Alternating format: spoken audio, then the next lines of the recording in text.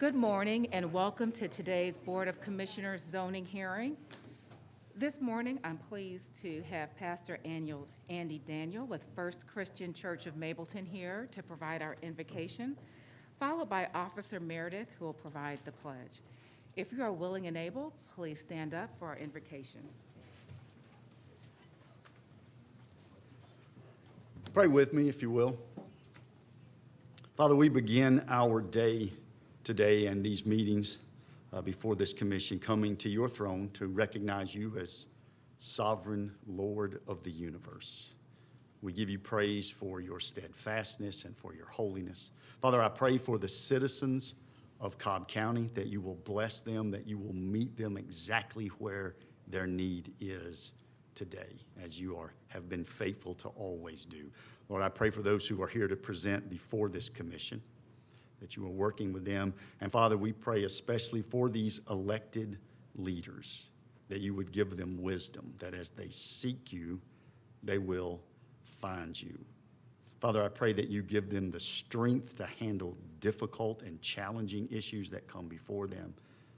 Father, I pray that you give them the courage to handle difficult and challenging issues that will come before them. Lord, you are awesome, and we are confident placing ourselves in your hands. And again, we pray for the residents of this county and the leaders of this commission. And we do all this in the name of Jesus Christ. Amen. I pledge allegiance to the flag of the United States of America, and to the republic for which it stands, one nation, under God, indivisible, with liberty and justice for all.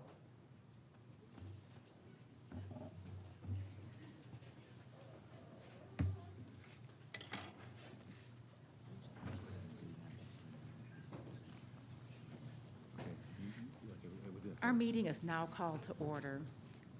Thank you again for joining our May 18th zoning hearing. I'm going to turn things over to John Peterson, our zoning manager, to walk us through today's agenda. Thank you, Madam Chairwoman. And before I start, the county attorney would like to make a brief comment. Thank you. If you don't mind, Chair and Board. As you know, during the pandemic, we've been allowing ourselves to participate virtually in our hearings. The Board has approved that through this meeting today. During the last legislative session, the House Bill 98 actually addressed the issue regarding continuing to be able to have teleconferences, meetings, and public hearings to be afforded to participate fully as long as there is a state of an emergency that's in place, an executive order that's in place as it is currently. My suggestion to the Board would be, there is currently one through the executive order from the governor's office. My recommendation to the Board be for us to at least extend this, that availability for citizens to be able to participate virtually, at least through the June BOC zoning meeting, and then we'll see where we go from that point. Okay. So we would need to adopt this or support I'm sorry, this I can't hear you. We would need to adopt this or support this by way of a motion? Yeah, by way of motion to allow that participation to be able to go Okay, forward. so moved as presented. Second. Discussion, yes, go ahead. Is this just for zoning? This would be just for zoning. That's all that we have allowed for the virtual participation happening in zoning, correct? Any additional questions or discussion? All those in favor of the motion, please raise your hand. The motion passes 5-0. Thank you. Thank you. And thank you, County Attorney. Madam Chair and Commissioners, today's hearing will be conducted both virtually and with on-site in-person participation. I'd like to take a moment to explain how the format will work. Excuse As me, you I'm sorry case- to interrupt you, John. Can you bring that mic just Okay. a little bit closer to you? Thank you. Sorry about that. Today's hearing will allow virtual and on-site participation. I'd like to take a moment to explain the meeting format. As each case is presented, we will recognize those on-site and virtually and support or oppose to a specific case. For virtual attendees, to support or oppose a case, you want to indicate you wish to speak concerning, or if you want to speak concerning a case, you would want to type this into your Q&A box on your computer. To support a zoning case, you would want to type in the following command in your Q&A box: SUP then the case number, and then the word speak. So for instance, if you want to support case Z1, you would type in SUP, Z1, speak. If you would like to oppose a zoning case, the process is similar. To oppose a zoning case, you would want to type into your Q&A box, OPP, the case number, and speak. So for example, if you want to oppose case Z1, you would want to type in OPP, Z1, speak. For the virtual speakers, you will be called by name, your line will be unmuted, and you will state your name, where you live, and you will affirm that you've been sworn in. Today's hearing will be conducted with the following process and procedure. Each case will be called in numerical order. When each case is called, we would ask the applicant to stand and raise their hand to show that they are in attendance. Then we're going to call to see if there's anyone here opposed to that case, so they can be counted for the record. And we would also ask the opposition to please stand and raise your hand. After recognizing the applicant and any opposition, both parties will be asked to come forward to be sworn in. They will present testimony to the board at the podium at the front of the room. The applicant will testify first, and then the opposition, if any, will testify second. It's important to note that each side only gets 10 minutes to state their case or concerns. There's not a process to reserve your time, and there's not a rebuttal process. So you would want to convey all your information to the board within your 10-minute time period. Additionally, if more than one person wishes to speak on a case, you may want to coordinate with each other about what you're going to talk about, because each side only gets 10 minutes, and you don't want to cover the same information twice. Then after both sides have had their 10-minute presentation period, the board will start to discuss the matter at hand. From the discussion, they may ask one or more of the speakers to come back to the podium for additional comments or questions. And after that, the board will make a decision to either approve, deny, hold, or continue the matter at hand. There are 3 cases on today's printed agenda which have been withdrawn without prejudice and will not be heard today. First case is rezoning case Z16 of 2021, Century Communities Incorporated. This case has been withdrawn without prejudice and will not be heard today. Second case is rezoning case Z24 of 2021, Wukon Jai. This case was withdrawn without prejudice and will not be heard today. And the third case is other business item number 24 of 2021, Rosilio Rangel. This case was withdrawn without prejudice and will not be heard today. Madam Chair and Board, there are a number of cases that have been continued by either the staff or planning commission, and these cases will not be heard today. First case is rezoning case Z61 of 2020, Green Line Partners LLC. This case was continued by the staff until the June 15th, 2021 Board of Commissioners zoning hearing. So Z61 of 2020 will not be heard today. Rezoning case Z72 of 2020, North Point Ministries Incorporated. This case was held by the Planning Commission until the June 1st, 2021 Planning Commission zoning hearing. So Z72 of 2020 will not be heard today. ROD1 of 2020, Atlantic Realty Acquisitions LLC. This case was held by the Planning Commission until the June 1st, 2021 Planning Commission zoning hearing. So ROD1 of 2020 will not be heard today. Rezoning case Z13 of 2021, Curley Family Homes LLC. This case was continued by the staff until the June 1st, 2021 Planning Commission zoning hearing. So Z13 of 2021 will not be heard today. Rezoning case Z22 of 2021, Orfeel Naral. This case was continued by the staff until the June 1st, 2021 Planning Commission zoning hearing.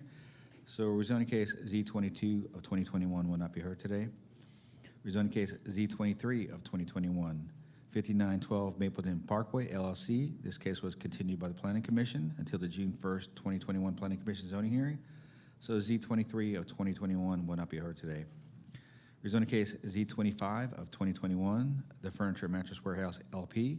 This case was held by the Planning Commission until the June 1st, 2021 Planning Commission zoning hearing. So Z25 of 2021 will not be heard today.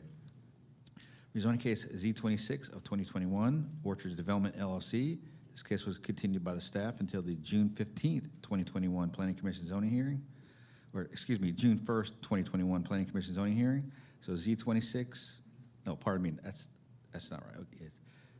It was continued by the staff until the June 15th, 2021 Board of Commissioners zoning hearing. So Z26 of 2021 will not be heard today. Rezoning case Z27 of 2021, KCG Development LLC.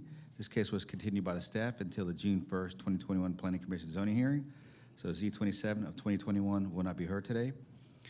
SLEP 2 of 2021, Diamond Towers. This case was held by the Planning Commission until the June 1st, 2021 Planning Commission zoning hearing. So SLEP 2 of 2021 will not be heard today. And other business, item number 21 of 2021, OHC Wigley LLC. This case was continued by the staff until the June 15th, 2021 Board of Commissioners zoning hearing. So other business, item number 21 will not be heard today.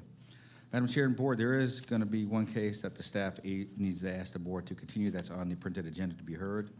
That's rezoning case Z8 of 2021, Beezer Homes LLC. There's still more work that needs to be done on this case, Madam Chair and Board, so the staff would ask the Board to continue rezoning case Z8 of 2021. Okay. Commissioner Gambrill? I am agreeable to that hold. And then also, John, we need to make one correction. Z13, we received the letter to withdraw without prejudice.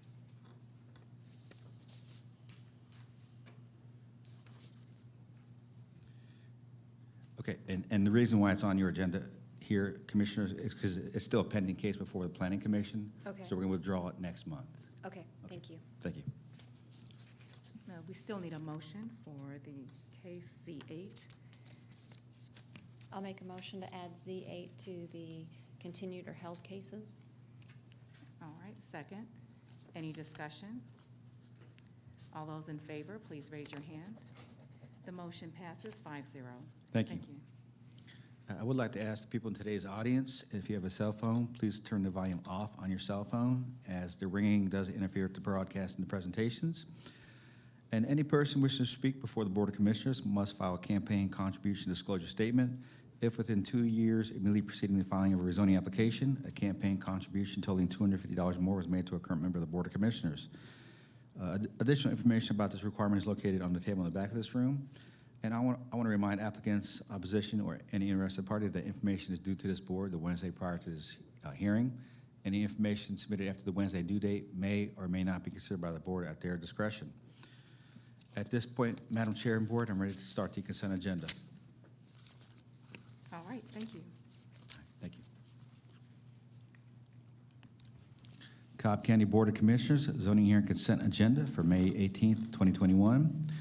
First case on consent is rezoning case Z52 of 2020, Carr Edward Dills. Request a rezoning from R20 and LI to LI for a sign shop in land lots 504 and 505 of the 18th District. The property is located on the south side of Six Flags Parkway, west of Queens Ferry Drive. The Planning Commission recommends approval of Z52 of 2020 to the LI zoning district, subject to the following conditions. Number one, site plan received by the zoning division on April 26, 2021 with the following changes. A, the dumpster location shown on the site plan is not approved. The dumpsters be located to the side of the new loading dock as far back as reasonably possible. Number two, use is to be restricted to a maximum of 3,300 square feet for specialized contractor, a maximum of 3,360 square feet for office space, and the balance to be warehouse. Number three, connection to sewer, no septic use allowed. Number four, entry gate to be moved at least 50 feet from the right-of-way. Number five, landscape review committee to be established consisting of the applicant, the Mapleton Improvement Coalition, and community development. The purpose of the committee is to review the proposed landscaping and fencing plans for the property, including A, 2 staggered rows of evergreens around the detention pond. B, review fencing to be used. C, landscaping around the parking lot and building. And D, landscape buffers. Number 6, no razor or barbed wire fencing to be visible from the right-of-way or residentially zoned property. Number 7, any dead or damaged landscaping to be replaced within 90 days. Number 8, all parking spaces and parking aprons to have hard curbs to prevent vehicles from driving on non-hardened surfaces. Number 9, no outdoor storage of any materials, products, or debris. Number 10, all signage must meet current Cobb County ordinance. No signage should be grandfathered. Number 11, building architecture, style, color, and roofing to be as shown in the rendering shown at today's, which was the Planning Commission's hearing, unless modifications are approved by the District Commissioner. Number 12, no gravel areas. All vehicles must be parked on a hardened surface. 13, all dumpsters to be in a masonry enclosure with steel gates. 14, the district commissioner may approve minor modifications, except for those that A, increase the density of a residential project or the overall square footage of a building for a non-residential project.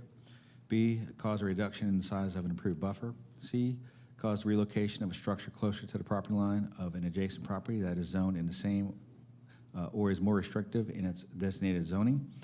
D, increase the height of a building that is adjacent to a property that is zoned the same or is in more restrictive than its designated zoning. E, change access location to a different roadway. F, change that which is in conflict with an express stipulation or condition of zoning.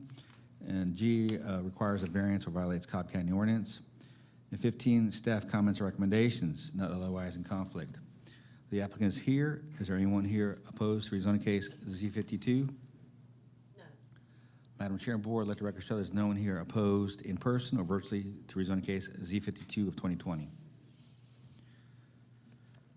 Rezoning case Z18, Twigs Farmers Market LLC, request rezoning from R20 to NRC for a grocery store in land lot 869 of the 19th District. The property is located at the northwest corner of the intersection of Hopkins Road and Powder Springs Road, on the east side of Hopkins Road and the north side of Powder Springs Road.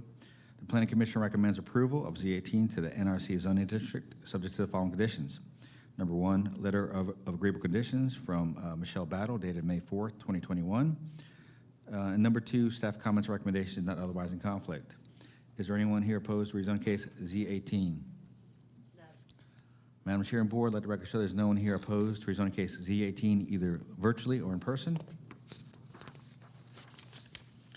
Rezoning case Z20 of 2021, Cobb County Board of Commissioners request a rezoning from R30 to LRC for retail indoor office in land lot 225 of the 20th District. The property is located on the east side of Mars Hill Road, south of Stylesboro Road. The Planning Commission recommends approval to the LRC zoning district. Staff recommends approval to the LRC zoning district, subject to the following conditions. Number 1, final site plan to be approved by the Board of Commissioners. Number 2, Fire Department comments and recommendations. Number 3, Stormwater Management Division comments and recommendations. Number 4, Water and Sewer comments and recommendations. And number 5, Department of Transportation comments. Is there anyone here opposed to rezoning case Z20? No. Madam Chair and Board, let the record show there's no one here opposed either virtually or in person to rezoning case Z20 of 2021. And moving into land use permits on the consent agenda, LUP 11, Gregory D. Bowen requests a temporary land use permit for renewal to allow temporary occupancy of an RV in land lot 146 of the 20th District. The property is located on the east side of Mars Hill Church Road, south of Wood Station Run. The Planning Commission recommends approval of LUP 11 for 9 months, subject to the following conditions.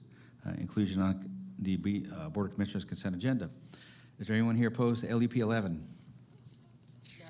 Let the record show there's no one here either virtually or in person opposed to LUP 11. LUP 14, Shiloh Hills Christian School requests a temporary land use permit for educational programs for 3- and 4-year-olds in land lots 210 and 211 of the 16th District. The property is located on the south side of Hawkinstow Road, on the north side of I-575, east of Bells Ferry Road. The Planning Commission recommends approval of LUP 14 for 24 months, subject to the following conditions. Number 1, site plan submitted on March 3rd, 2021. And number 2, Department of Transportation comments and recommendations. Is there anyone here opposed to LUP 14? No.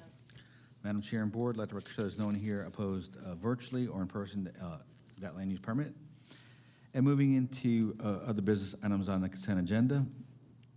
First item is other business item number 14 of 2021, which is to consider a site plan amendment for Security Vault Works Incorporated regarding rezoning application 167 of 1987. The property is located on the north side of the east-west connector and on the west side of Brookwood Drive in land lot 921 of the 19th District. Staff recommends approval, subject to the following conditions. Number 1, proposed site plans and elevations contained in the other business packet, with the District Commissioner approving minor modifications. Number 2, Cobb DOT comments contained in the other business packet. Number 3, District Commissioner to approve the final landscaping plan prior to permitting. And number 4, all previous stipulations not in conflict with this amendment to remain in effect. Is there anyone here opposed to other business item number 14? No. Let the record show there's no one here either in person or virtually opposed to other business item number 14. Next item is other business, item number 23 of 2021, which is to consider a site plan and stipulation amendment for MOUNTAINPRIZE Incorporated regarding rezoning application C-89 of 2006. The property is located at the southeast corner of Cobb Parkway and Dallas Ackworth Highway in land lots 40 and 41 of the 20th District. Staff recommends approval, subject to the following conditions. Number one, site plan and elevations contained in the other business packet, with the district commissioner approving minor modifications. Number two, department comments contained in the other business packet. Number three, all previous stipulations not in conflict to remain in effect. And number four, developer not to disturb the adjacent property that's currently in for rezoning until the rezoning is finalized by the Board of Commissioners. The applicant is present. Is there anyone here opposed to other business item number 23? No. Madam Chair and Board, let the record show there's no one here in person or virtually opposed to other business item number 23. And that completes your consent agenda for today. John, we have an addition to the consent agenda. Okay. Thank you. I would like to add OB 22, OB 25, and OB 26 to consent agenda. Okay, what I'll do then, I'll read those in with staff's proposed amendments. Yes. And then the board needs to vote to add those to consent agenda. And then after that, the board can approve the consent agenda. Yes. Okay? Thank you. All right. Other business item number 22 is to consider a stipulation amendment for J. Grant Wilmer Jr. regarding rezoning application 335 of 1983. The property is located on the south side of Cobb Parkway, east of Acres Mill Road, and land lots 979 and 948 of the 17th District. Staff recommends approval, subject to restaurants are a permitted use now on this property, subject to DOT comments contained in the other business packet, subject to fire comments contained in the other business packet, and all previous stipulations non-conflict to remain in effect. Next one is other John, business. do you want to check and see if there's anyone here? Okay, in I forgot about that. Thank you. Is there anyone here opposed to other business item number 22? No.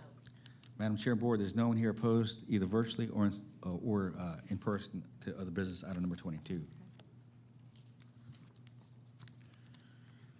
Next item is other business item number 25, which is to consider a stipulation amendment for North Church Lane Properties 1 LLC regarding rezoning application Z23 of 2019 for property located on the northeasterly side of Olympic Industrial Drive, the southerly side of South Atlanta Road, and the southwesterly side of Olympic Industrial Drive and land lots 899 and 900 of the 17th District.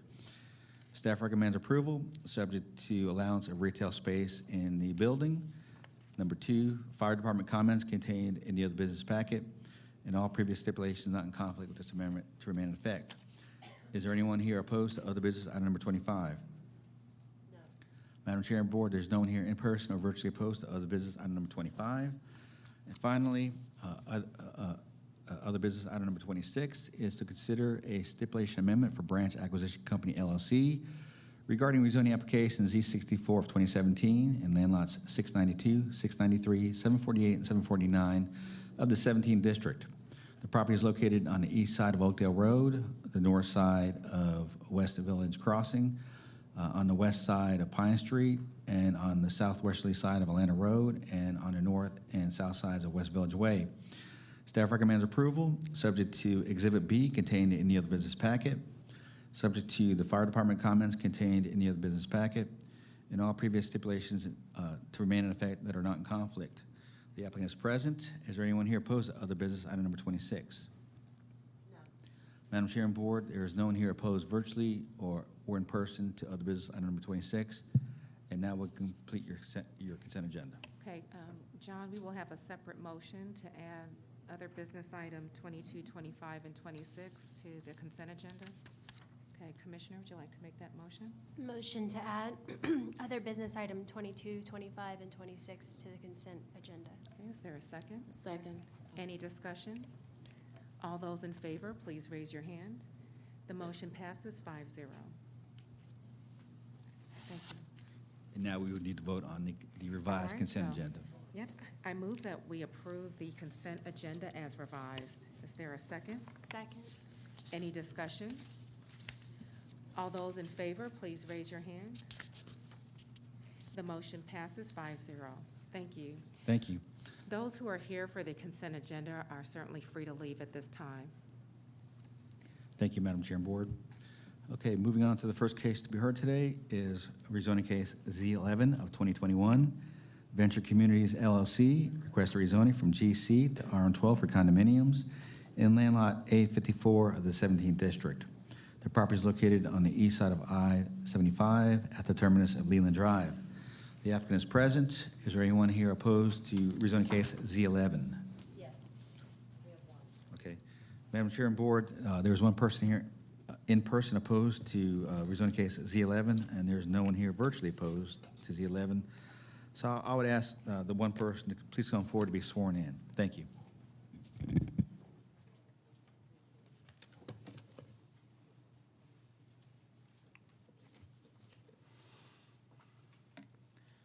Good morning. Good morning, Chairwoman, Commissioners. My name is Parks Huff at the law firm of Sams Larkin and Huff, and I represent Venture Communities in relation to this rezoning application that's before you this morning. Venture Communities principal Bob White has been building in Cobb County. It's a successor company to Venture Homes for approximately 30 years and been a solid builder in Cobb County, building quality homes for Cobb County for many, many years. And they come forward with a proposal for a rezoning of this property right here, which is at the end of Leland Drive, adjacent to the interstate. And the property has been owned by the Hudson family for approximately 40 years. It's been zoned general commercial, and it has not been able to be developed or sold for a general commercial use. At the present time, the general commercial zoning actually doesn't grant any rights, and so it has to be rezoned to a conforming category that allows some use. As you can see here, the property is zoned general commercial. The zonings in the area that I think are instructive in terms of this rezoning request has to do with the RM12 immediately to the east, which is a large multifamily complex. Actually, there's two of them, both north and south, just to the east. But I also want you to note the RM12 to the west, because that is between us and the end of the Dobbins runway. There's a significant amount of office. There's a significant amount of occupied spaces in terms of offices and retail between us and the airport. And there's also a significant amount of RM12 between us and the airport, and I think it's important for your consideration to know that. The property is actually in a category, and it's not in the regional activity center, it's adjacent to the regional activity center. It shows up as green, recreational, and that is, I think, because the county owns the RM8 piece that's between us to the north. That's all owned by the county. It was acquired many years ago, partly because of a creek line and partly because of a proposed road project that never moved forward. And so you can see our property right to the very southern end of that green.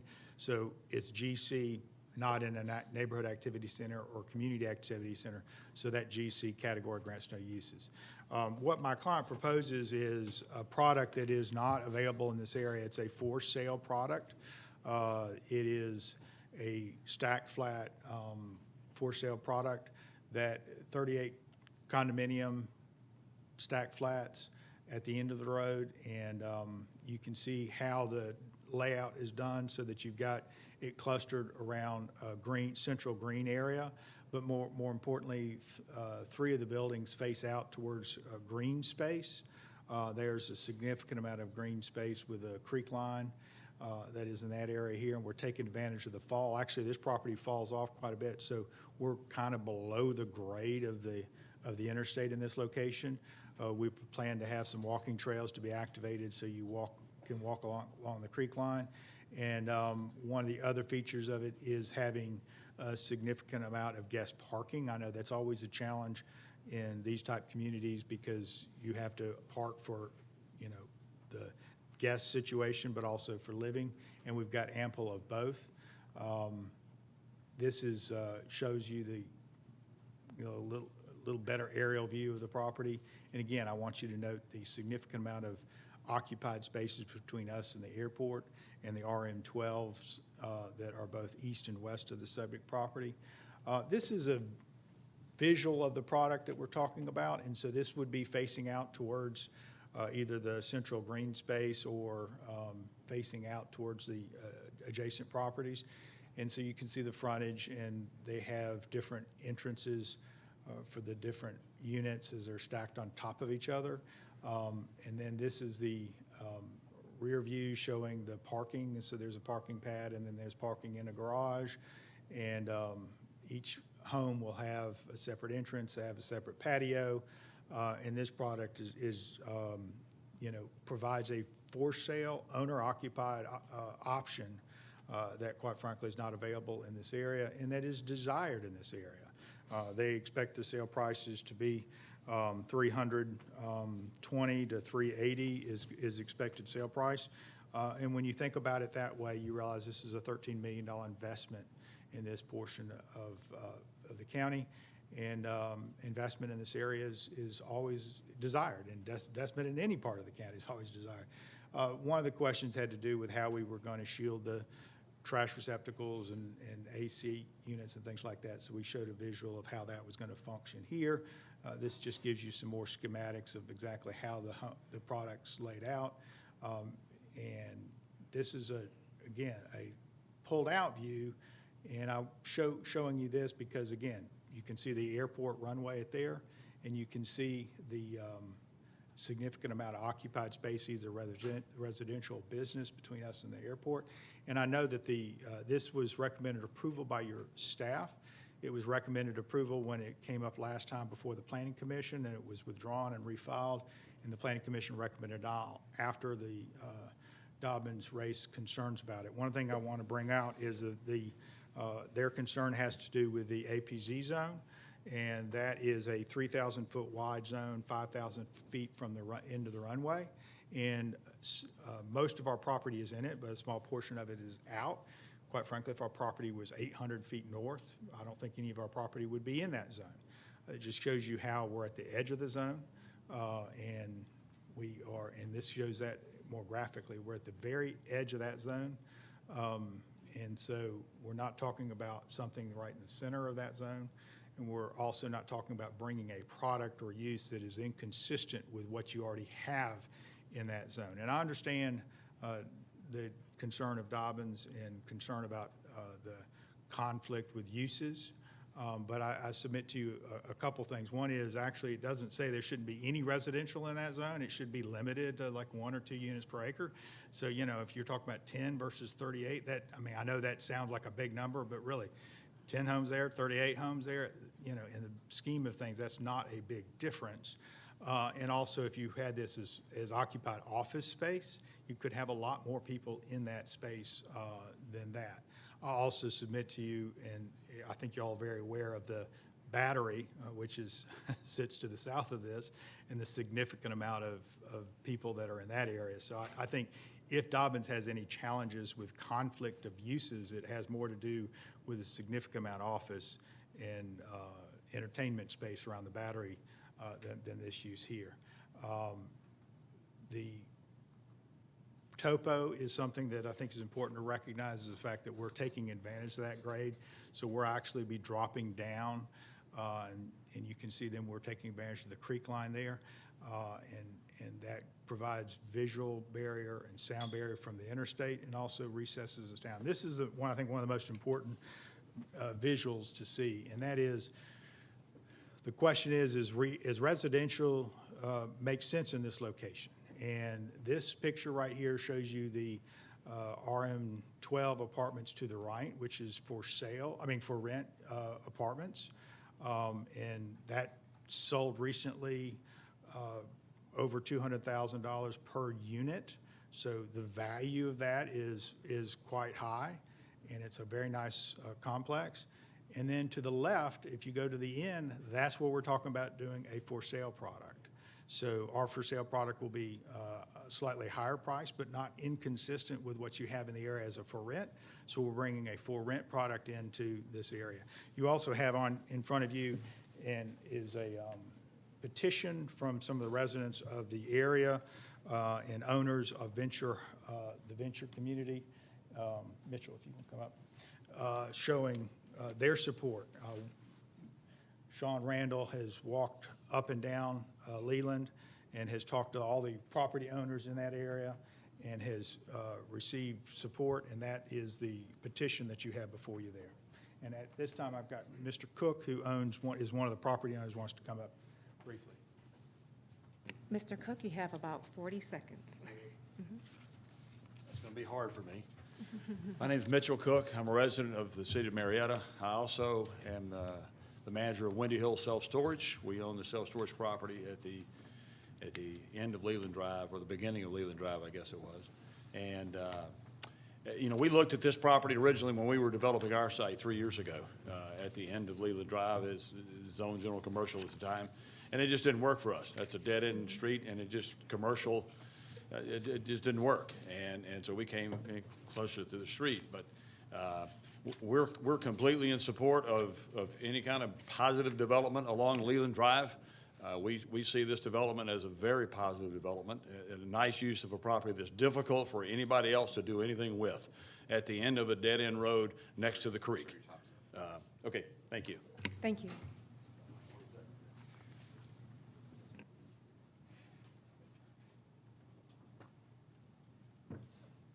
I'm here, my client's here to answer any questions you may have. All right, opposition. Similar to those in support of the application, you'll have 10 minutes. If there's more than one person in opposition, you'll have to share that time. Good morning, Madam Chairwoman, Commissioners. My name is Jay Thomas. I'm representing Dobbins Air Reserve Base. I'd like to talk to you just a little bit about the basis of our opposition, and that is entirely based on a study that was done in 2011 called the ACUS study, which stands for the Air Installation Compatibility Use Zones. The purpose of that study is to actually arm you, our local government officials, in making land use decisions.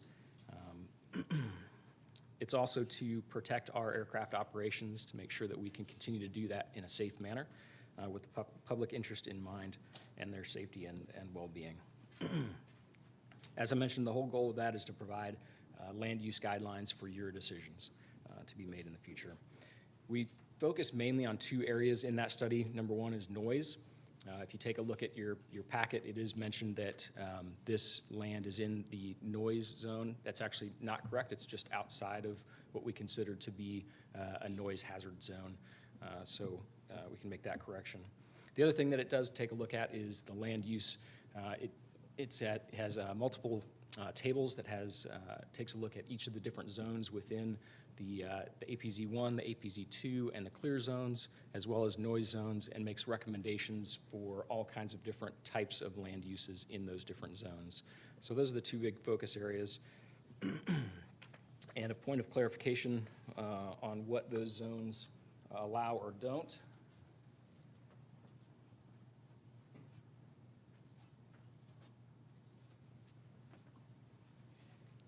As you can see there, we're talking about the APZ1, so that is, you should be able to see that column there, and the residential uses, whether those be single units, multi-units, all of those are not recommended in APZ1.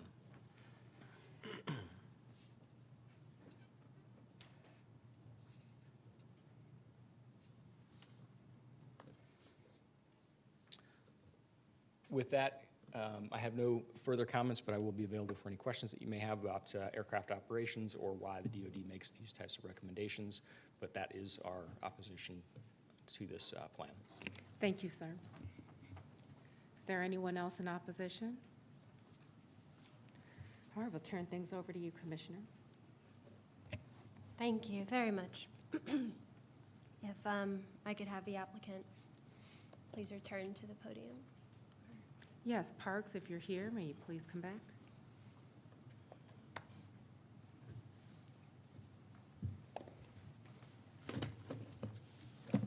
Thank you. And as you know, when we discussed this particular case, one of the concerns with Leland Drive is considerable amount of activity, increased crime per se, and that there were some considerations that you made in this particular development to consider that aspect. If you could highlight that for the commissioners, I would appreciate that. And then I have a follow-up question on those items. Yes, Mr. Randall spent a lot of time walking the community and meeting actually with all the property owners. There is a crime concern that has to do with some hotels, to be frank with you, that are at the beginning of Leland Drive. And there's some concern about the occupancy of those kind of extended stay type situations. And he also met with the other property owners in the area, and the general feeling is that bringing in more people will only help the situation. It's more eyes, it's more people who are concerned about the area and should increase, any concerns or decrease any concerns about crime. We certainly are aware of how we're going to handle the internal situation, and that is one of the things that we've talked about too is extending a sidewalk along the outside, because there's quite a significant amount of walkers that use the apartment complex and cut out to Leland at the end. But if we could make that connection, that might create kind of a loop and create some people, because really, one of the things about crime is more activity actually decreases it. Doing the same does not help at all. So, if doing the same is another, this property sitting vacant, that doesn't help anything. So bringing in new homeowners that will be owner occupied, and then certainly within our complex will provide security. There's a lot of digital security that we would be providing, which would be showing card readers coming in and out and things like that, so that people know who's supposed to be there, who's not supposed to be there, and provide security that way. But we're open to any other suggestions that anyone has. And my client has built, as you can see from the petition, has built a great relationship with all the folks up and down Leland and is committed to working with them to improve. And it's that doing nothing doesn't help. Doing the same doesn't help. Thank you. And in consideration with Dobbin's concerns on noise, on safety, that safety one being the primary driver, I know that there have been some discussion in accepting some of the avigation guidelines that came Yes. out of a similar case. What are some of the things that you were amenable to? We did talk intently about the, number one, the noise in this, strangely enough, and I think he'll tell me if I'm wrong, but I don't think noise was a specific concern in this location. Having said that, noise is always a concern. I live in West Cobb, and it can be noisy. The way these stack flats are constructed naturally provides good sound barrier, because they're units living above and below each other, so there's extra insulation and extra sound barriers. We were amenable to adding soundproofing on the windows to increase that, and any other avigation requirements that the Air Force would like us to enter into, we'd be glad to. No lights, no fireworks, anything like that. Thank you. Thank you. And at this point, I'd like to open up the floor for the other commissioners as well to ask any questions. Thank you. Yes, Commissioner Sheffield. Park, so what is the proximity between the Belmont Trace and the proposed site, and also the proposed site to Dobbins Air Force Base? And I'm going to have to ask forgiveness. Belmont Trace. I'm sorry, that was the apartment on your slide. Oh, sorry. I was thinking that it was a different one. So this, I'm trying to get to a slide that shows it the best. This is our site right there is zone general commercial. So that gives you our site, which is GC. Belmont Trace is just to the south of us. If you see the O and I, it's just, if you go to just to the east, that's the last building there. And so that gives you an idea of the location of that building. And the visual shows that's entering their community, and if you go straight, that's going to the dead end where Leland is. So that dead ends into our property. Okay. Okay. And the proximity from the proposed site to Dobbins? We're, the width of that APZ zone is 3,000 feet, and the length is 5,000 feet. And if I can get the airport one pulled up, there he is. So the 5,000 feet right there. So we're 5,000 just short of 5,000 feet from the end of the runway. And we're at the edge of that 3,000-foot width that is that zone. So we're barely at the very end of the 5,000 and barely within the 3,000 width. And as I pointed out before, there's significant, there's an RM12 sitting right, between us and the end of the airport. So you're not adding a use that's not already within that zone. Okay. Thank you. Yes, Commissioner Burrow. You're at 8.07 units per acre?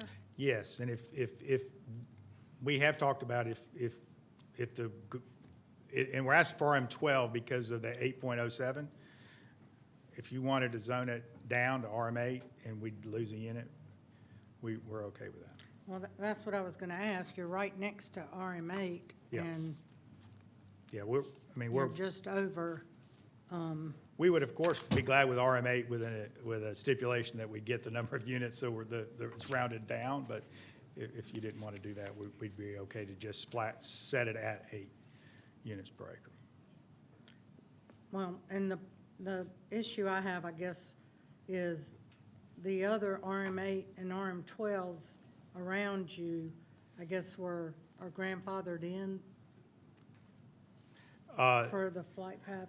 I mean, Dobbins were has they been there already? as long as I've been around, so I don't know they're grandfathered in. They were there, they came after the airport, I can tell you that.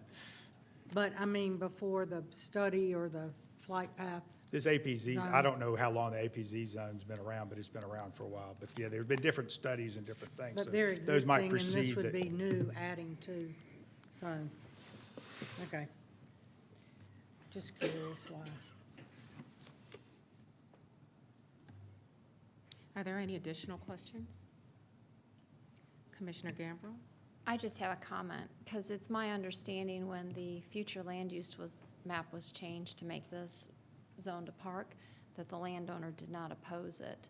And you said that the property owner had owned the land for 40 years, correct? Yeah, and actually, I mean, when I sat down, the owner is in her 90s. Her daughter is here. If you'd like to hear from her, she's. No, I found it interesting that they didn't oppose to the future land use being changed to a future park at the time. Because we know when we do future land use changes, if an owner opposes what the county is proposing, then we don't put it forth. So I was just a little surprised that, if they've owned the land for 40 years, as you stated in your presentation, that they did not oppose to this being a future park. Yeah, I can't comment. I don't know whether they were notified. I've never been told that they knew about it or agreed to it, but I wasn't around. Thank you. I appreciate that. And just for clarification, there can be a future land use designation that moves forward without the owner's support. That's the purview of the Board of Commissioners. However, the future land use map is a policy, it's not law. So it's just presented as a guide, but there is not a default that if the owner opposes it, that it will not move forward. I just wanted to clarify that point. I do have some questions for you, Park. Yes. Yes, can you talk about the height of these buildings compared to the other buildings between this site and the Lockheed Dobbins? Yeah, site? hold on one second. Let me phone a friend, if you will. Sure.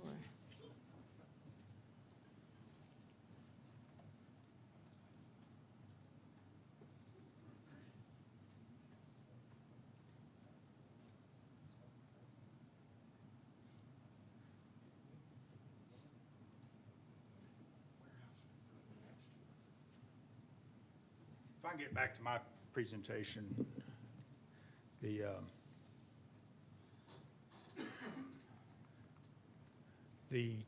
topo is such that it drops down into our site. Our building height's going to be 35 feet, and then our actual roof height will be lower than that adjacent warehouse.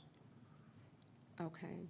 And then Because it's recessed down, and it's also, I know that you're asking it for the airport, but it's also important for us because it brings us below grade for the interstate. Yes, I'm trying to take into consideration the concern around the accident potential zones and understand what level of risk is provided with this building. There are certain land use designations that are here that show that there are other multifamily units. There are other commercial units, and if I can get some help changing out what's on the screen to the land use that surrounds this area and zoomed out, please. Yeah, and just that, we will be below that grade, that building height that you're seeing there on the right, we will be below that Okay. significantly. So you want land use plan.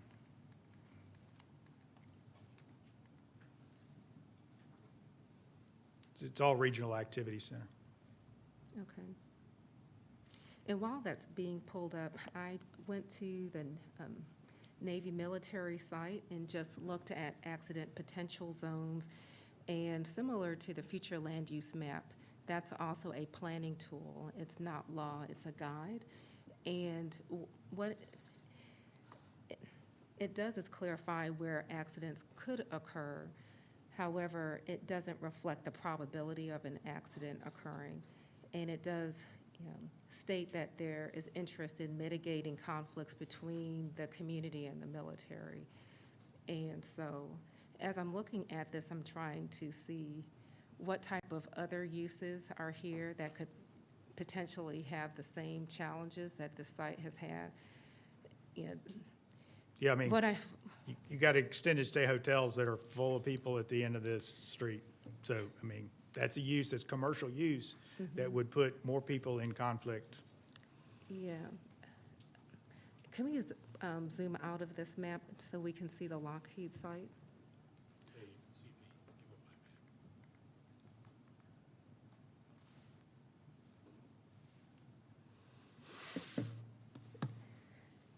Okay. And so I'm seeing a lot of development between this site and actually in the APZ zone. And it's not that you want to bring someone to a potential conflict of use, but as far as compatibility with adjacent uses, it seems to fit. And there doesn't seem as if there's exacerbation of the issue with the other sites. In fact, I'm curious to know if there's other commercial sites. I'm seeing rack here, so I'm presuming that these are other. Yeah, there's a significant amount of commercial retail space along 41 and 75 at the end of the runway. And there's just a multitude of there's some offices that are in. There's an office complex that wraps around behind kind of where Pep Boys is. I would be in that area. So there's significant offices in that area also. Thank you. Yeah, they're in Marietta. Yeah, there's a lot of Marietta. Yeah, all the gray, of course, the city of Marietta. I see. Okay. Well, I'll share. I'm sensitive to Lockheed's concerns and recognize the potential conflict with compatibility of commercial and residential uses. I do want to also observe that that challenge is already there, and I don't perceive that this zoning, again, exacerbates that. And we have a property here that does provide some benefit if it is developed to address some of the crime issues that are there. And I can't say what happened with the prior owner and the future land use map designation change. However, again, that's a policy guide for this board. It's not necessarily a required land use that the board needs to adopt. And even with this particular zoning, I don't know what the thought is of the other property owners. I understand from what you shared, Parks, that Cobb County owns the north property.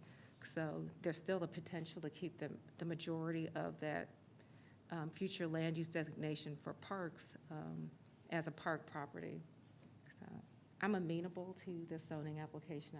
I didn't hear a motion from you. However, again, I do understand the concerns that Lockheed does have, and should you choose to oppose it, certainly I could be understanding of it, but I don't think it's unreasonable for this request to be before us.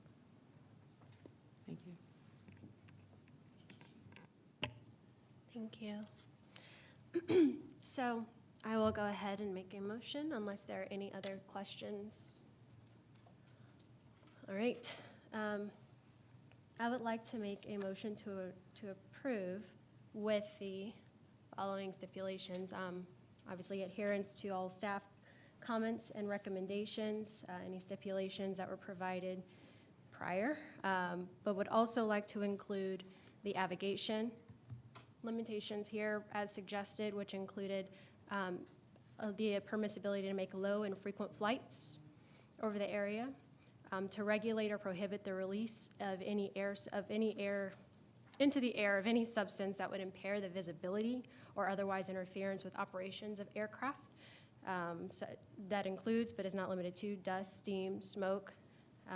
Regulate or prohibit light emissions, either direct or indirect, reflective, that might interfere with pilot vision. Prohibit electrical emissions that would interfere with aircraft and Air Force communication systems. Regulate or prohibit land uses which would attract birds or waterfowl, including but not limited to operation of sanitary landfills, maintenance of feeding stations, or the growing of certain vegetation. Top and or cut to ground level and remove trees, remove buildings or other structures and clear the area of obstructions, obviously outside of the site plan. Post signs on the land indicating the nature and extent of where, of surrounding, of the Dobbins Air Force Base. That would be inclusive of the things that came of the study that should foster better relationship. Also, the deletion of the zoning from RM12 to RM8. And to discuss a continuing contribution towards a sidewalk fund that would help facilitate the reduction of crime and improve the overall nature of that area Okay. in accordance with those stipulations. Thank you. Okay, so the motion was to approve, and then I also heard you share the motion is to delete the zoning to RM8. 8. Okay, so is the motion okay as provided, Bill? To approve, or do we have to have a motion to delete it?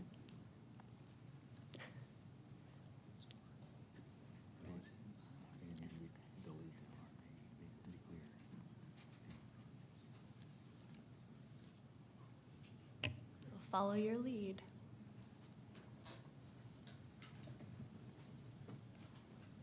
Yes, deleting the R8 would be proper.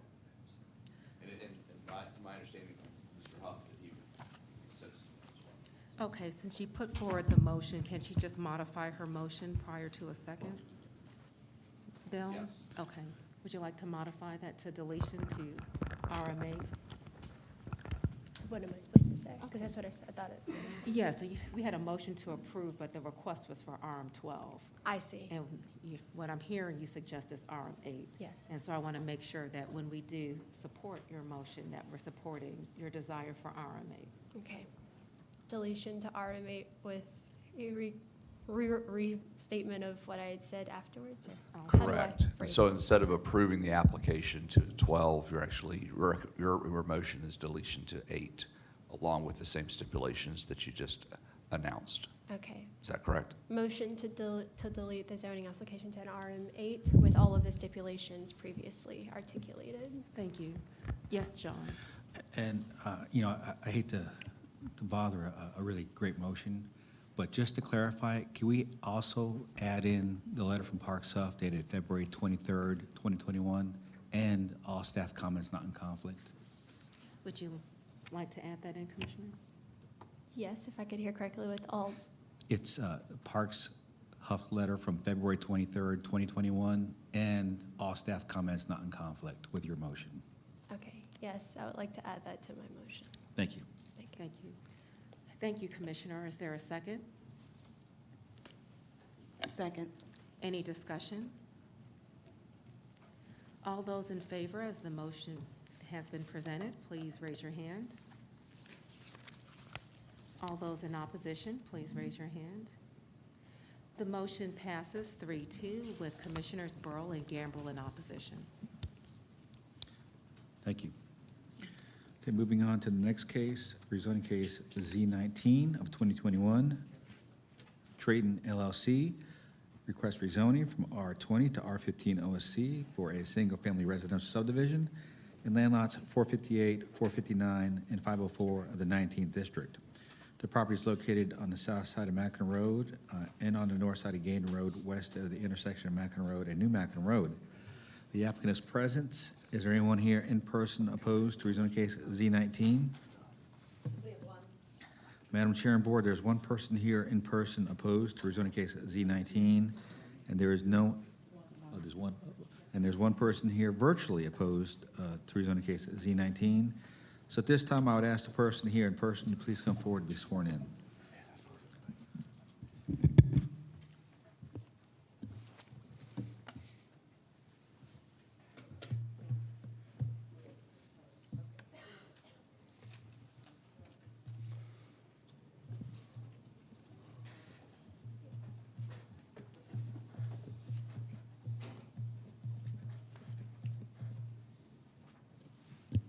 Good morning. Good morning. Chair and Commissioners, this is Kevin Moore. I'm here on behalf of Trayton Homes in this application for rezoning. This property that you see on your screen is almost 60 acres. It's 59 acres located on Macklin Road. That's the road you see it fronting primarily. It also extends all the way to Gaydon Road, which is on the southern end or bottom end of the screen that also has significant frontage on Gaydon Road. To give you an idea of the area just east of this property, where you see the commercial zonings, the NRCs, and the LROs, that's the intersection of Lost Mountain, Macklin Road, as well as New Macklin. It's a very intense intersection. That's the Kroger Shopping Center and Neighborhood Activity Center that serves this broader community. This property finds itself adjacent to that area of a neighborhood activity center. What we're proposing for rezoning is it's currently zoned R20, and we're proposing rezoning for a single-family subdivision by Trayton Homes to R15 OSC, which we believe provides for a perfect step down and transition from the neighborhood activity center as you go west on Macklin Road to go to R15 OSC. Then you see surrounding areas and subdivisions that are zoned R20 OSC, which is the registry at Old Lost Mountain subdivision. And I'll be speaking in detail about that as well. We think it provides for a natural, excellent transition without overall really increasing density. I want to turn now to the site plan itself and go through some of the highlights of this R15 OSC, because I think it really provides some great detail about how an open space community can be designed and how this property sets up so very well for that. Now taking you to the details of the site plan. This is colored and rendered for presentation purposes, just a little easier to follow. We have Macklin Road here and Gaydon Road here. Also, to orient you a little bit better, directly across Gaydon Road is McEachern High School. So that also kind of gives you the idea of where this property finds itself. Utilizing this OSC design, there are two existing small ponds that are located on the property here. This entire area is proposed to be set aside as open space, dedicated and preserved. That's about 14 and a half, almost 15 acres of concentrated significant open space that can be preserved as part of this open space plan. Also, please note, this open space, a large portion of it, is very much buildable. The ponds obviously are not, unless they were reduced down and returned to their former stream, but there's a significant amount of property that is buildable. In addition, we have other open space areas here that are significant and likewise that are buildable. We are proposing a total of 110 homes by Trayton Homes. We will have a full amenity as part of this subdivision, which is also desired by having a full amenity in this location for a single-family subdivision. You're building within the subdivision stability both for the future homeowners and for the community at large in terms of its price points. Also want to turn a little bit as we look at this site plan. I'm going to turn to the detailed plan because there's some changes that have been made, and I want to highlight those as well. But one of the interesting component parts of this proposal from Trayton deals with that 14.5, almost 15-acre set-aside for open space. Trayton, in looking at this, and we discussed it early on with broader members of the community, has proposed an option for that to be dedicated and accepted by the county as a public park. We created this option because of the uniqueness of this property, this 15 acres here. It has separate access from Macklin Road. There are not passive parks or these types of parks that are nearby to this intersection. Trayton would propose to dedicate that to the county along with up to $100,000 of in-kind work that would be necessary associated with the dams here and some cleanup that would need to be done so that they are not simply handing the county an issue. The county has the option if the county wants to accept it. We've had a lot of discussions with county parks and stormwater about what might be needed. And that decision is not being made today. We just wanted to make sure that the proposal was made so that it wouldn't be set in stone, that Trayton is willing to do that because it could then be open space for the community as opposed to dedicated open space just for these residents and the homeowners association. Either way, under this proposal, it is preserved and not developed, and the county can then make that decision as it further evaluates that proposal, but at least it's there as an option for the county to take up at the time that it wants to after that evaluation has been completed. But regardless, this is a way for this property to be permanently preserved, the 14.5 acres. And the only question is whether in the future the county would like to take it for public park purposes for the enjoyment of the community. Speaking of the community, I also want to show you this detailed plan that was completed last week as we had additional discussions with community members here in the registry at Old Lost Mountain. This plan was submitted on May 14th, and what we did was we were able to increase lot sizes here adjacent to that R20, and in fact, these lots are greater than the size of the lots in this adjacent R20 OSC. In addition, we increased the buffers and dedicated buffers against the registry in this location, increased buffers along Macklin Road, likewise increased buffers in this area, which are single-family lots R20 adjacent to those homes, and we increased the buffer in that location as well. In fact, everything that we have done are changes that have been specific requests or concerns from the communities, and we have placed that and taken that and made these changes in response to them. It includes increase of buffers, dedicated tree planting areas, and specifics as to those. In fact, each and every request that's been made, we have met that request. Last night, we had a further town hall community meeting, and this area in particular here, these are R20 lots here, and we are proposing as a change here today to do the same in this area, and that is increase these lot sizes so that they match the adjoining lot sizes in terms of number and in terms of width so that they line up. We would propose that those lots in that area, just like the lots in this area, be increased to a minimum of 13,000 square feet, 90 feet in width. Therefore, they would meet R20 OSC standards here. And along this area here, Trayton Homes would lose lots to do that and to accomplish that. The number is not determined, but we would lose lots to accomplish that most likely. Small number, but regardless, what happens is once we change that area, then from the exterior portions of this development against adjoining neighbors, what they are seeing is R20 OSC, which is what they're asking for.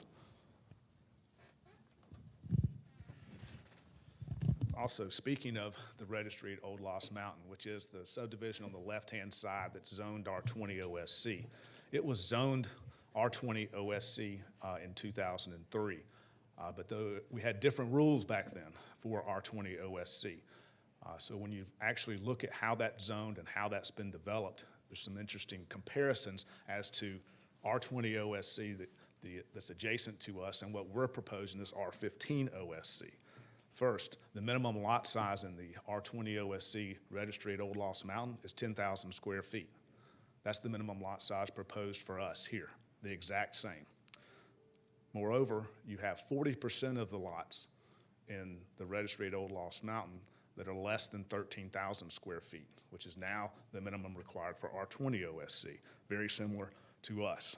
In addition, the registry at Old Lost Mountain has a 20-foot rear setback for those homes that are adjacent to us, 20 feet. However, we have a 30-foot rear setback and a 15-foot buffer that we have proposed adjacent to them. They don't have a buffer at all, no buffer whatsoever, neither along Macklin Road or adjacent to us, whereas Trayton Homes has graciously agreed to not only increase the minimum buffer, but to plan it specifically. Moreover, the registry at Old Lost Mountain is at a density of 2.2 units per acre, and we are just under that at 2.1 units per acre. So there you can see the comparison. Essentially, the registry at Old Lost Mountain, though on your map as R20 OSC, is actually developed and approved to R15 OSC standards, what we are doing. And in fact, we have better and increased standards and exceed the standards of that subdivision. We've been asked why R15 OSC, just keep it R20. R20 would produce 103 lots. What we are proposing is 110, which will be actually reduced slightly. By doing this type of proposal, R15 OSC, we're able to preserve over 20 acres. We're able to preserve the environmental sensitivities of the ponds and areas there and set that aside forever. All in exchange for a small handful of lots, no more than 7 over what you could develop this property for today. We think this is a win. Thank you.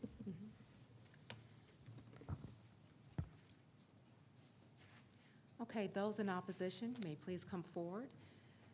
We have a total of 10 minutes, so if there are more than one person here in opposition, just ask that you be mindful of sharing your time with others in opposition. And excuse me, before you start speaking, do we have someone virtually? One virtual, and how many present? Just one? Okay, thank you. Go ahead, ma'am. My name is Julia Dolgar. I live adjacent to the proposed development on Gaydon Road. I attended the meeting last night. Everything that he has said with the changes that he is going to make, we like that. The main thing that, and he didn't mention anything about the barrier walls on Macklin. I think that was between y'all last night. Not barrier walls, the sound barrier, thank you. So I just wanted to note that. I think that was going to be between y'all. Anyway, I guess I want to reserve my constitutional rights as a property owner to challenge any approved zoning as infringing upon our rights as adjoining property owners. I'm asking that y'all make the right decisions to protect our property and community. I like what he said about the OSC. I've lived here 40 years. I know the conditions. I know everything around the area. I saw the property before the registry was even built and the water issues that it had, the water issues around. You've got the ponds on that property that feed down under Macklin, or New Macklin, and then you've got the ponds over to the left that come in, run behind McEachern, and then all dump into the same area. We just ask that the wetlands are protected. We ask that everything is done at the approval of the Corps of Engineers and the EPD. I believe, considering the history of the use of the property, I believe all the way back into the 60s. All of that is public record online. So I think before anything is developed, we would like to see that all of the guidelines are addressed for the testing of the ponds and the lands to make sure that when they build houses, that there is no lead or contaminants that may endanger the health of the future property owners. Also, one other issue on Gaydon Road, the houses with the setbacks across from the school parking lot. Their backyards are going to look into the school parking lots, hear all the noises, which I think there's some landscaping. I'm not sure what buffers y'all are going to put up. But last weekend, McEachin is known for all of their activities from all over the state. People come in. I constantly see charter buses and cars and traffic. And all the 40 years I've lived here and my kids attended the school, they would park all up and down the street in people's driveways. You'd have towing records. This weekend, they parked in the property across the street from me, which is Cobb County property. One lady got stuck. And what's going to happen, I don't know if this is y'all's concern or not, but I want to bring it to attention, that when the people come, they park. There's no place for them to park, to visit, to attend. So they're going to, if this is allowed, they're going to come in that back entrance, and they're going to park in all of these people's in front of their houses. And that may create, if there's a fire somewhere, emergency crews need to get in and weaving in and out of traffic. That may be a concern. And so I just wanted to bring that to attention, that it is going to bring all those people into this subdivision to park. I also want to note for the registry, there was mention last night about their stormwater area. That area has always been wet, even before it was built. I get a lot of runoff from that area. So whether it is the taking care of the stormwater area, which is what their homeowner associations, I guess, required to do, I believe there's other issues there for the water. So I just wanted that on record. So anyway, I guess that's it. I just want to let you know to make sure, and if there is any, the EPD, I believe there's 2 phases for cleanup if it's needed. I would like to see if we can have that public record. Lead is considered toxic if it hasn't been disposed of properly. So anyway, that's my concerns. Thank you, ma'am. We can go to our virtual opposition. Our virtual speaker is Pamela Roach. Pamela, you've been unmuted. Hello, can you hear me? Yes, ma'am, we can hear you. Thank you so much.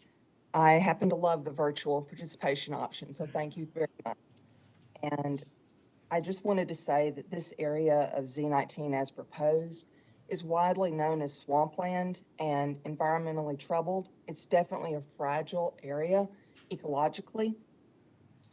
And the environmentally troubled, I would use that phrase at best with the shooting range cleanup that's going to be necessary. I'm glad to see that progress has been made between the homeowners and the developer. And I would just like to note that the developer would have a tough time building the area east of the ponds without a second entrance granted by the DOT or a very expensive bridge. Looking at the aerial photo, it seems that the registry has lots of green space, but at least they have that green space even if they don't have a buffer, as Mr. Moore pointed out. I would like to see the BOC hold this until June so that all neighboring homeowners could see the site plan as Mr. Moore, how that will look, and they can see all the details so that it is not rushed through today. I think holding it would also help for all this wetlands to be identified in that southwest corner, so that that could be anticipated. Rather, instead of anticipating it, it could be planned for and dealt with in the site plan. Thank you so much for looking out for all homeowners' rights. Thank you. I believe that closes our opposition. Commissioner Sheffield?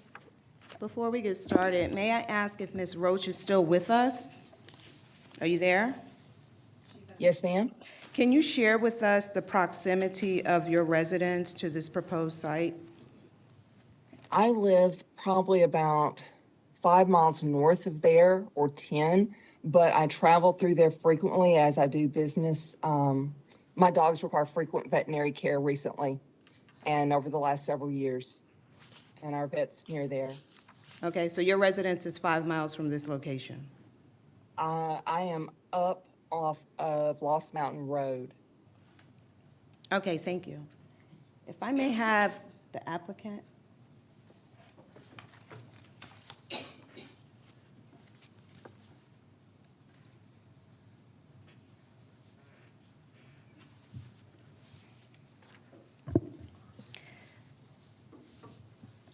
I just want to start out by saying thank you for joining myself and the community for our town hall on last night, our community meeting.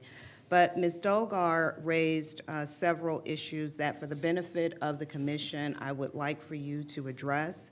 And one was the environmental study, and we talked on last night, and you committed to that study. So if you can just share with the commissioners a little bit more about that.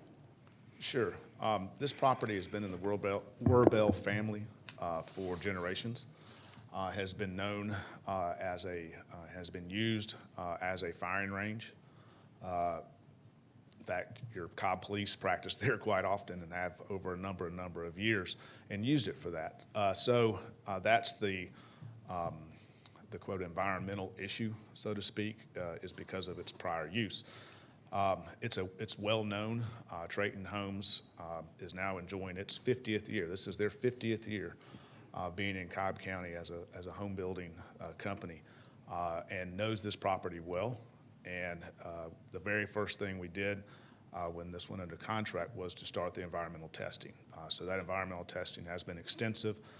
We have specific consultants, even beyond the professional environmental engineers that have done the test that are assisting us with that. So full environmental testing is done, and we've been assured at all points that it is not an issue. There will be some remediation that has to be done, but it's not remediation that is of a huge or big nature. There's just some straightforward remediation we believe that may have to be done. And that's being controlled entirely by our environmental consultants and engineers. So we appreciate her letting us know about that, but thankfully we knew about it from a long time ago. And it's well in hand. Okay. And also, the concern is, or the main concern is with stormwater runoff, and that's been discussed extensively on last night. And my understanding with this development is that the stormwater will run in the opposite direction of the registry, and the development will be at a lower grade than the registry. So if you can just explain for us a little bit on how the registry will be impacted by the stormwater runoff for this development. Sure. If I might just go over to the plan, because it's a little easier to show than trying to point on a screen that I'm not in front of you with.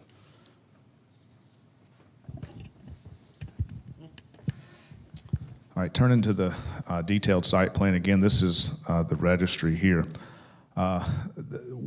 Just off our southwest corner of our property, in this area here, and you saw it on that aerial, is open space of the registry. It's not entirely all open space. That's also where their detention and stormwater management was to be located. According to their residents, actual stormwater management or detention was not constructed or installed there. I don't know one way or the other. I do know that the current stormwater issue they have is there's stormwater that travels north-south down to this low area. That is wetlands. The wetlands have been delineated. They're not on our property. The wetlands were delineated at the time the registry was developed, and it's located here off of our property. That's where it heads.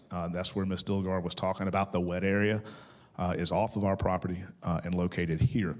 Their stormwater comes down to that low spot wetland area and discharges further south here. All of the stormwater for our proposal will come to our southeastern side of our property. We have a large stormwater management area set aside for that. As you can see with these existing ponds, and it's an existing drainage channel and stream here, this is the low area of the property. The property tilts downhill from the registry, traveling east, and from the north of Macklin Road, traveling south. So the whole property, as you can see, is on a tilt, and that's how it'll be developed and controlled. So actually what happens with our development is it has no impact stormwater-wise on the registry, which is uphill, essentially, from where we are. We're not even draining our stormwater to the same area as they do. Is there anyone here from Stormwater Management?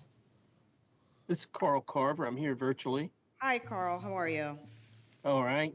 Good. I wanted to spend a little time on the wetlands in the community, and there's concern that there would be, and Kevin, if you can stay there as well, that there would be homes built close to or on the wetlands. But just based on this, this site plan, can you just kind of walk us through the safe area for development?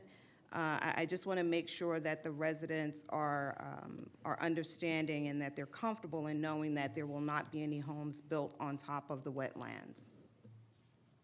Right now, the only wetlands I know about are the ones that's indicated on the registry's final plat within their open space and detention pond area. If there are any on this proposed project site, I haven't seen any kind of report or anything indicating that on any of the surveys. It could be in some areas like a lot 74 or 75 maybe, but I would think that those would be in the stream backyards of those two lots adjacent to the registry right there.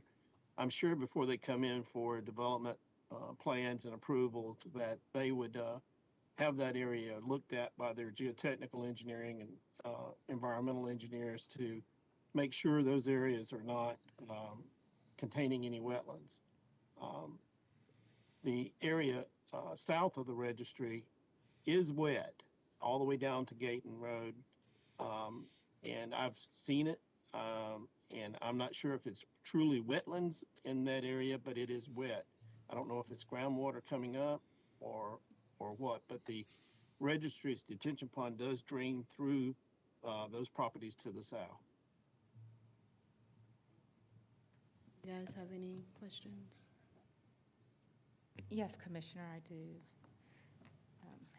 Kevin, you provided that there's an environmental assessment or study. Will there be a report of that so that those findings can be made clear to the public or to commissioners? Because I know there's been extensive activity on the site. Great. At the appropriate time, I mean, as they're going through it. Before development. Okay, Sure. That'd be helpful to see. I'm appreciative to see this site moving forward. I mean, we've heard so many comments over the years from residents of the activity there, which has been noisy and intrusive in a lot of ways. So I'm glad to see that we have a strong developer coming in to help transform this site. You addressed the stormwater issues. There's one clarification I had for the open space community. There was a picture that was put up that showed the green space. Can that be put back on the screen?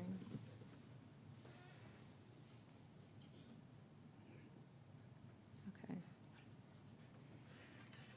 And you may have shared this, but just for help me understand, how are residents able to access that green space to the right?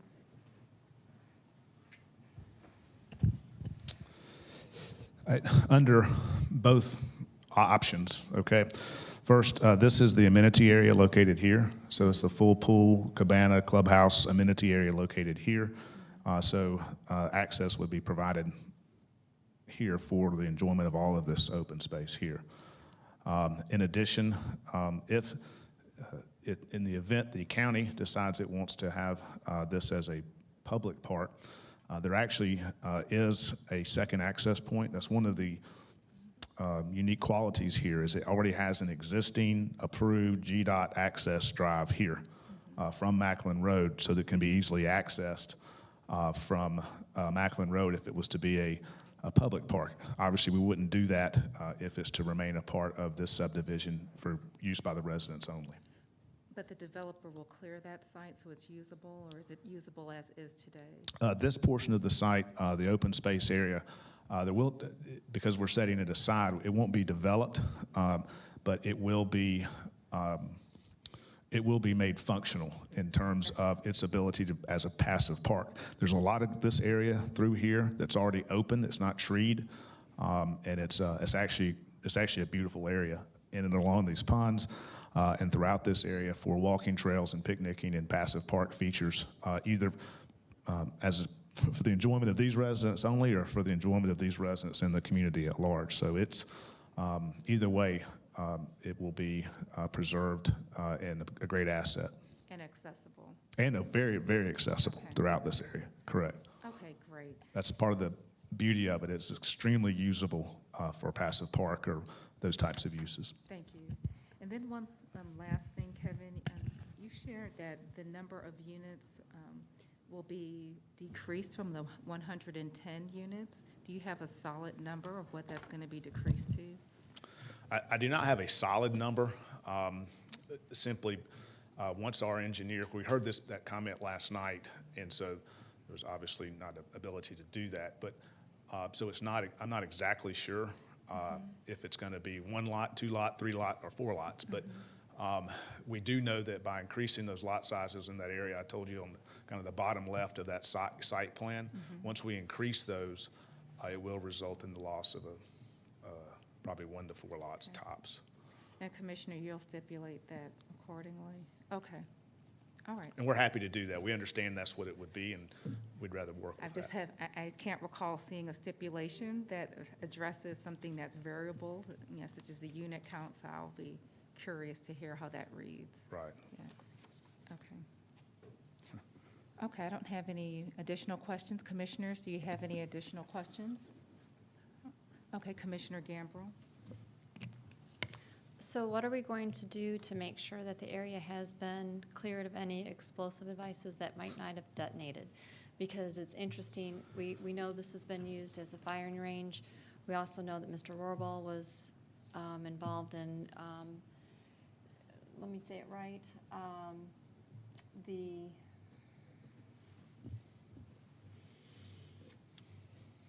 suppressors. So how are we going to go and make sure that this whole area that is going to be left green space that will not be disturbed does not potentially contain explosives? Our environmental testing and evaluation will assure of that. Yes, I would just ask that And that's not where it was. On where those activities were taking place is in where you see homes, not on that side. But regardless, the entirety of the property is being covered inch by inch with the environmental assessments. Yes, Commissioner, if you can just help have a stipulation. I'm sorry, we're hearing some feedback. And we're happy to stipulate to that. Yes, I That's was not going to an ask issue. if you can just We stipulate want to that that study more than you being do. provided. Yeah, thank you. We certainly want that at least as much or more than you do. Thank you. Any additional questions? All right, Commissioner Sheffield. I just also want to go back and talk about the park a little bit. So as Kevin mentioned, the developer is willing to donate 13 acres, 15 acres set aside for a park, which is reflected on, Kevin, I'm sorry, if you could just go back.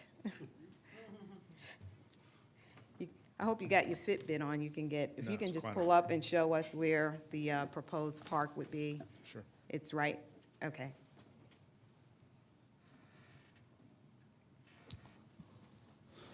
The proposed park is this area here. Okay, and how many acres would It's that about be? 14 and a half, almost, maybe 15 acres, so significant. Okay, so, thank you, Kevin.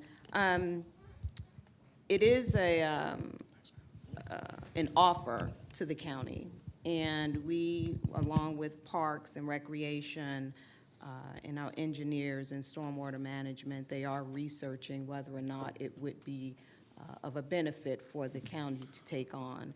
So we're not committing to accepting the offer on the park today until we do further research and determine whether or not it would be, bless you, whether or not it would be an asset that the county would take on. Did you have a question? Makes sense, Commissioner. Commissioner Gamble has a question, and then I'll follow. Well, I have a concern that if the property is going to be given to the county for a public park, then it no longer meets the requirements of an OSC community. Kevin, do you want to address that? Sure. The way we have proposed this, and it's in our stipulation letter, is that we didn't want the opportunity to go away. And that is, it's an offer made. If the county wants to take it after the evaluation, the county can, along with Trayton doing significant work there.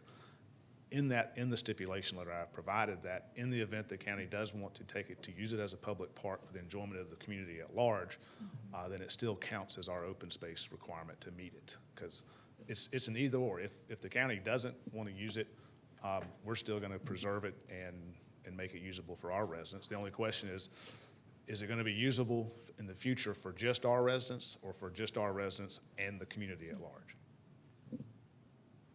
I know, but then it also then puts the responsibility to maintaining it on the county and not the homeowners association. And part of the OSC is for the homeowners to be maintaining the green space. Sure. So, And that's the decision that has to be made in the future by this board once that full evaluation has been done. We've been meeting with Cobb Park since the beginning of this because we saw the unique opportunity. It's not just throwing some property at Cobb County and say, well, let's just dedicate this to the county. Trayton is willing to step up to do a lot of the work and answer a lot of the questions if the county wants to take it. And Cobb Parks has some legitimate questions, one of them being funding and future maintenance and how will that be accounted for and whether that's there. But it allows the county to then make that decision after an appropriate amount of evaluation, as opposed to if we just move forward without that offer being made, it's lost forever. So it's just an opportunity that we're presenting for the county. Thank you, Commissioner. And I just had some similar observations. I don't want to preclude that opportunity because it could be a nice asset provided to the community. However, it would have to go through parks and legal to assess, even if there's like an easement of use, because I too had some concern about how it does remain an open space community under that construct, and even the retention or detention pond. Does that become a park asset, or is that remain, part of the subdivision? Does it become the county, property? The stormwater management area is not included as part of the open space. So Okay, I thought I saw you circle. well, I tried to be short of it, but yeah, it's not included in that portion. Okay, But so those it are the is that green questions space. that can be answered later Right. by the county after the thorough review, and we're not trying to push it on it. We just And saw an I opportunity. don't perceive that. And said, let's make that open for the county, right people to make the decision. Okay, and, certainly this wouldn't be the first zoning where we've had park property be considered as a part of zoning. Sometimes we have the details ironed out, as part of that zoning, but, I certainly can see us considering that since we're having this robust discussion in the zoning, and that be part of the motion. Yeah. Commissioner Burrow. I was just going to add that any approval to dedicate the land to the county would have to come back to the board for approval Right. after legal and parks review. Makes sense. Commissioner Sheffield? Yeah. Thank you. Thank you, Kevin. Thank you. So there's been a lot of healthy dialogue around this with the community, the applicant, and myself. And the primary concern with the residents are the wetlands and the stormwater runoff, which Kevin pretty much explained in detail to us today that this proposed site will not be impacted as the water will run in the opposite direction of the registry. With respect to the park and the wetlands, the developer would still have to follow applicable laws, and I just want the residents to understand that we're not pushing anything through. I heard on the call last night, there was concern that we're rushing to push this through, and that is not the case. The concerns regarding the shooting range next door, that will be addressed in an environmental study, and I will stipulate that the applicant will submit a copy of that finding to the district commissioner. And also, there was mention earlier regarding a sound barrier, and just for the benefit of the commissioners, what that references that Georgia DOT will add a sound barrier along Macklin Road. And the concern is that the aesthetic of that sound barrier, which we don't know what it's going to look like, would not be consistent with what the applicant is proposing as a natural barrier near the subdivision. So What we're proposing is to hold off on having that barrier erected until we can get a picture of what GDOT is proposing. And we'll go back to the community, and the community will decide at that point which barrier they would propose or which barrier they would rather have. So with that, Madam Chair, I'm prepared to make a motion. Go ahead. I make a motion that we approve Z19 with the following stipulations. That the exterior elevation to include a minimum of 50% brick or stacked stone. That I'm sorry, John, do I need to call out the numbers on, do I need to note where that's located on the stip letter, or just read it into the record? Okay. Recommendation that the exterior elevation to include a minimum of 50% brick or stacked stone, that the detention pond shall have a minimum of a 6-foot black vinyl-clad fencing, and all other comments not in conflict with staff recommendations. That the applicant will submit a copy of the environmental study to the district commissioner. That if the county decides to move forward after its research with the park, that it will come back to the Board of Commissioners for approval. And Bill, I'm gonna need your help with constructing the stipulation for the lot size. Kevin mentioned earlier that he would reduce the lot size along Gaydon Road. I'm not sure if we need lot size numbers. I'm just not sure how to legally construct that. I believe Mr. Moore was identifying a particular lot size. And so after Chairwoman Scoop's questions regarding what the number are, I think you potentially say obviously not more than the 110 that's in there, or it would be after the particular designation of those changes, it wouldn't be more than obviously the 110, but not less than 104. Would that be clear, or 106? But we're not sure how many Right, are coming out. but you could allow that, and ultimately the final site plan would be brought back to the commissioner for final approval anyways. Okay. So that could include that. So. If I could help, if you don't mind, I just want to make sure I'm identifying the correct area for you. Okay. It would, per the submitted site plan, it is lot numbers 66 through 74. It's that area. And that area would be changed, so you'd have minimum lot sizes of 13,000 square feet.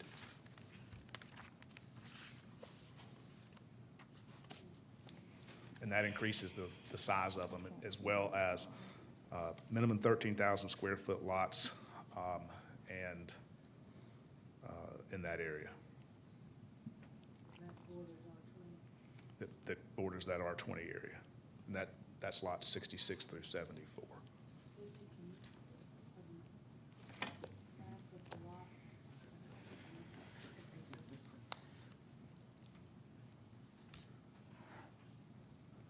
And that's that, I wanted to make sure I could read it, but this area here, and that's, Ms. Dugard, I think, lives right here. So that's that area here, and that'll increase those lots to kind of like what you see up here, larger lots that will mirror their number there as well. Okay. Okay. All right, so I'll add the additional stipulation that there will be a minimum lot size of 13,000 square feet between lots 66 through 74 that borders the R20 lots to the south of it, and that the final site approval, the final site plan is to be approved by the district commissioner. Perfect, thank you. Does that adequately address the units? Yes, I think it does. Okay, thank you. Does that conclude your motion? It does, I'm sorry. Commissioner, would all other stipulations regarding Mr. Moore's letter that not in conflict, would you add that as well? Sure, yeah, and all other stipulations not in conflict with the stipulation letter dated May 14, 2021. Thank you. And staff comments. I said that already. She said, yeah. Thank you. Commissioner, I'm sorry, I would just ask that the study be provided to staff prior to land disturbance and not just to the district commissioner, so we know there's no development occurring until, and it's not just being provided, but you have, she's gonna approve it, and it's just shown just to be shown, or is there a decision point with this environmental letter, you know?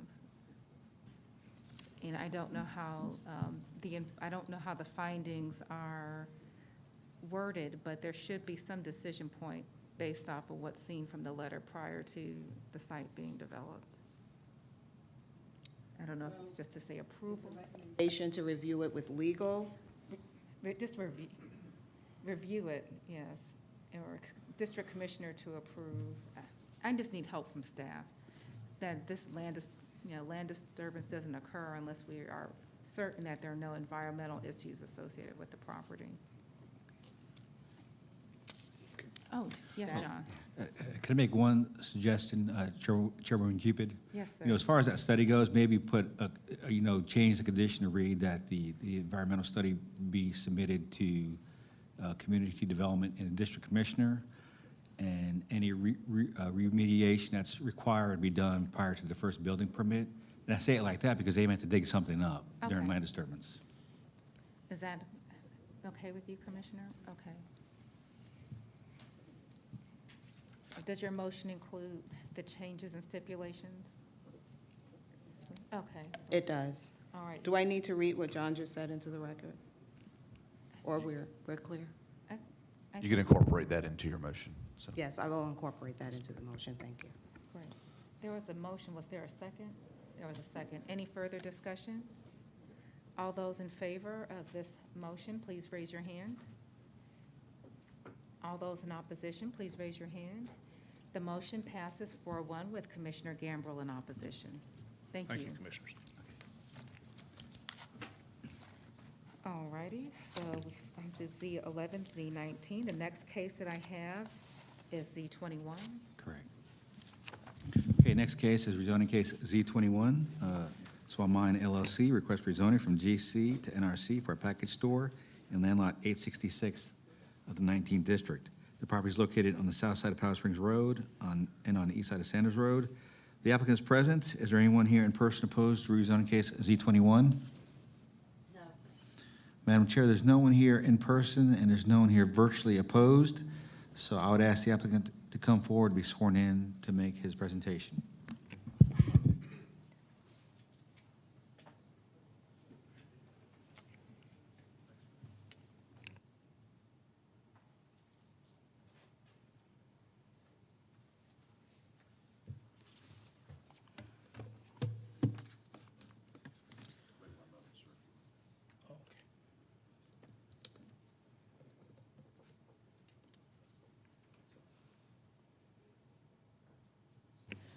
Yes, sir, please feel free to go Good morning, ahead. good morning, Board Good of the morning. Members. My name is Maulik Patel. I'm the owner of Swami LLC.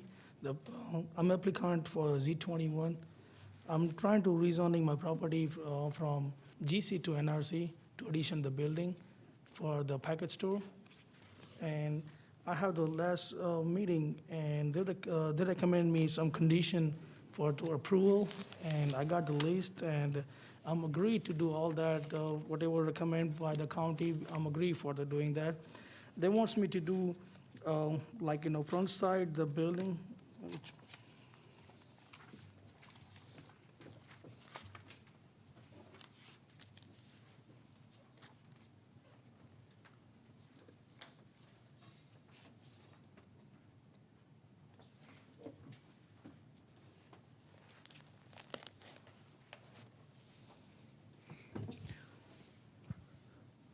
So county makes me to do the existing building is like a zigzag building and my proposed building right here. So they wants me to recommend me to see if I can enclose that existing building to the proposed building so it's look like a same good looks from the front side. And we will try to do minimize, or we've been trying to be enclose that part if it's possible. And also,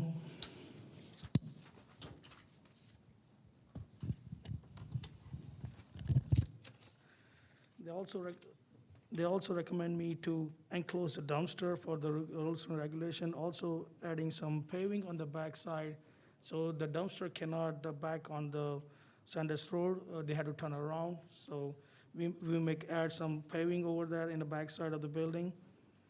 And also they recommend me for the east side and the front side building, the brick or stack stone, so I'm agreed to do that, like whatever looks to the, like, the proposed building. I'm trying to match it with the existing buildings, so all the buildings look like the same, so it looks better. I'm trying to be lift up my property, so it's looking good. It's not looking like an old style building. So as I request the last meeting, I'm agreed to do all the recommendation and condition try to be applied. And also they wants me to do change the canopy, which already be in a process right now. We already have a contract as a jobber. It's in a process, so they're trying to change the canopy. I'm trying to edit up the pumps and everything. So I have some pictures for the canopy, which is look like.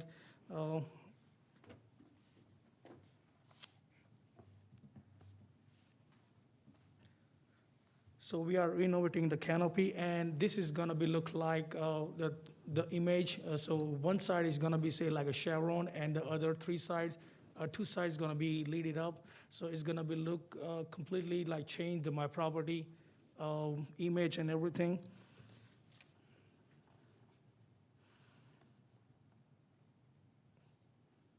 Also, they recommend me for the landscaping enhancement, the strip from the Powder Spring and Sanders Road. Also, they're trying to put some landscaping around the property, so just making nice and cleaner. Yes, I'm agreed to do that too. And also, they recommend me to take that metal sign across the front side of the building. Yes, actually, I don't like myself either. So as I told last time, to the commissioner, I'm going to be removed anyway from that metal building with the poles. So it looks like a different looks for my whole building. And also, they recommend me to like only minimize like a 25% of the window sign. Yes, we've been trying as much as we can, and also strictly instruct all the vendors for my existing building, like they're not gonna put any sign without my permission. So that's why we're not gonna break the law or anything, and we try to as much as we can clean the property. This is the picture. So we already take all that sign from the windows.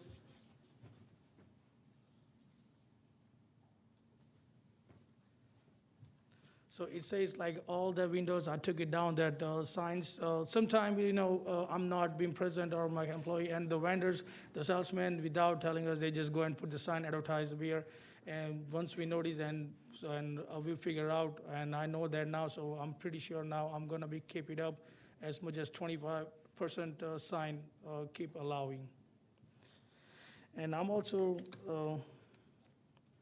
they also request me to do the non-wooden fencing around the building for, yes, I'm going to do the non-wooden fencing, like a metal fencing behind the building, so secure my property for the safety reason and try to clean up my property as possible, so making look nice and cleaner. Thank you. Thank you, sir. Thank you, sir. Was there anyone in opposition?